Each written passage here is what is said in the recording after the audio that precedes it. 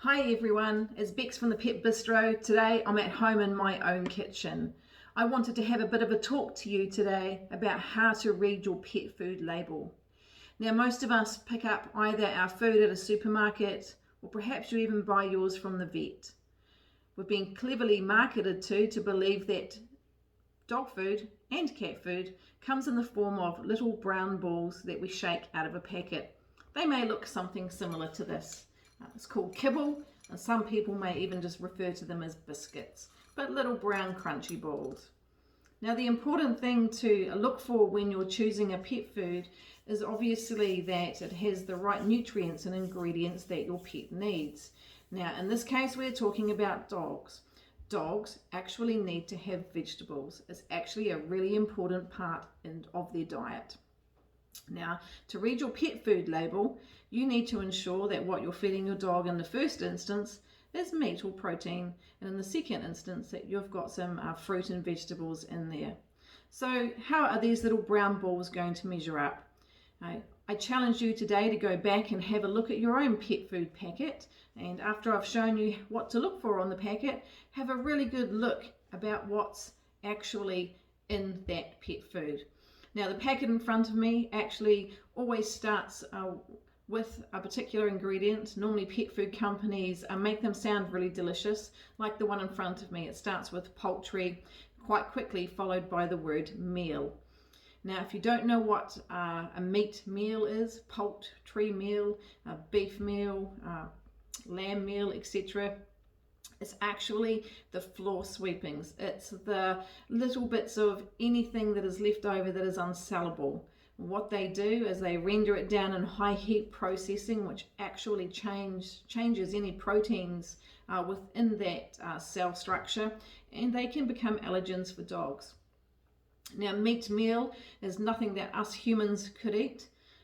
It can include things like feathers and beaks, believe it or not, which are then rendered down to make this powdery meal, which they then sell to the pet food companies to make their kibbles or their biscuits. Now, after the first ingredient, which is always the most important because that tells you what percentage of goodness is actually in your food. So if you know that it starts with the word meal, there is not much goodness in there whatsoever. In fact, the long list of vitamins that you see on your pet food packet listed after the meal usually is because if they didn't add those synthetic vitamins, there would be no nutritional value at all whatsoever to your pet in those brown balls. So let's have a look at the second ingredient that's listed on my pet food packet in front of me.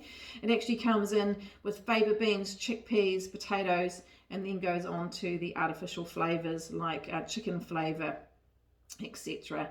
Quite quickly followed by a list of synthetic vitamins. Again, if these were not added, there would be no nutritional benefit to your pet into eating this food.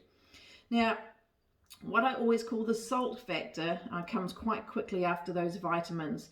Always look where salt is listed on your pet food packet. Salt is always 1% of the makeup of the contents of that bag. Anything listed after salt is basically there for a token. It is not there for any nutritional benefit to your pet at all. So for instance, after salt on the particular bag that I'm looking at, I have all the nice sounding delicious things that you think your pet may be benefiting from, such as sweet potato, apples, dried tomato, spinach, pumpkin, blackberries, dried kelp and cranberries in this instance. Bearing in mind they are much lower than the salt content, these are doing no nutritional benefits to your pets whatsoever. It is just clever marketing. I hope that helps you guys know how to read what's in your pet's food. Obviously, what pets actually need is meat, vegetables and fruits in its highest form, not a broken down meal and not listed less than a salt content. That's why here at the Pet Bistro we do nothing but real food for dogs and we see the benefits. If you have any questions, please feel free to give myself an email or Sandy, our pet naturopath. One of us will be more than happy to talk to you more in depth about what is right for your dog and how we can help their health problems. Feel free to also check out our blogs on www.thepetbistro.co.nz. And until next time, we look forward to helping you with your dog's health. Bye for now.